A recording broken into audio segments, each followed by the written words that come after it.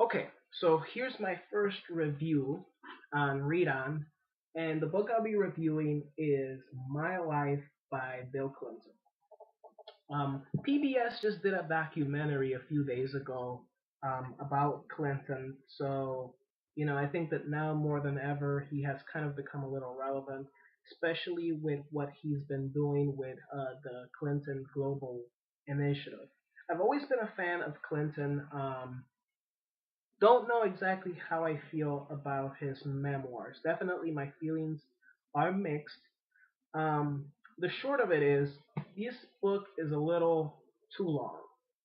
I mean, much too long.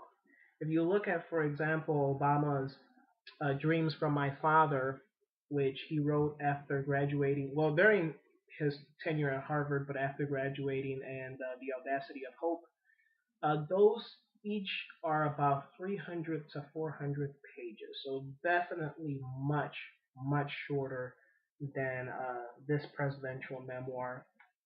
Um, there is, I think, though, a lot of stuff that you can extract from it. For example, his personal psychology and philosophy, the way that he came about making a lot of the decisions that he did as president, kind of also a glimpse into his years at the White House, the obstacles that he daily faced, especially with Newt Gingrich and a Republican House of Representatives.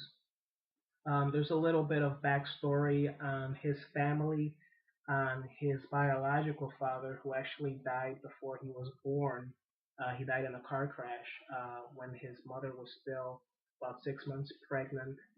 A little bit about his adoptive father, his brother, who at one point was in trouble for getting caught on tape doing cocaine.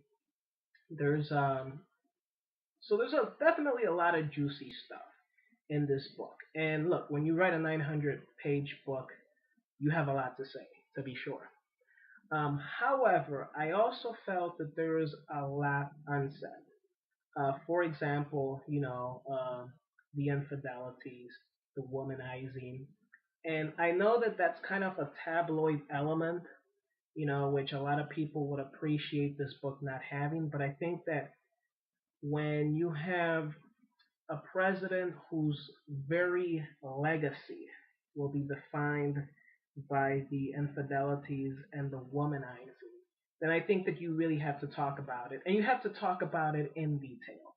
Because, I mean, he does kind of scratch the surface of what happened with Monica, with Paula Jones, and Jennifer Flowers. But he really doesn't do the subject any justice. And I think that it was very important for him to at least come forward with a few of the things that the American public doesn't know.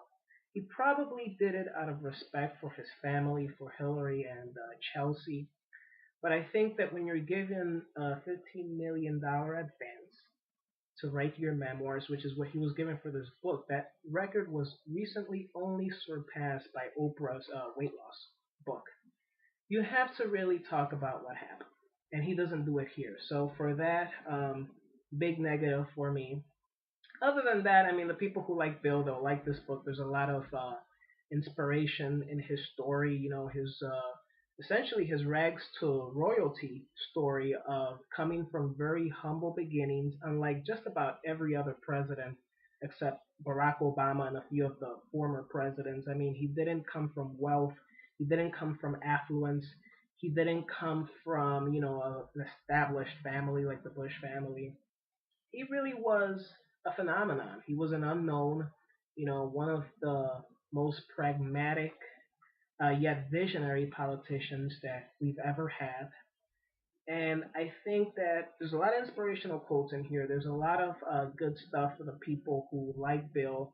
But I think that even for them, there will be things that, maybe they wanted to know more of, and they will definitely be disappointed. So just keep in mind, check me up on Read On, uh, Read On with Sir Michael Rivera.wordpress.com, and keep staying tuned. Thanks, guys.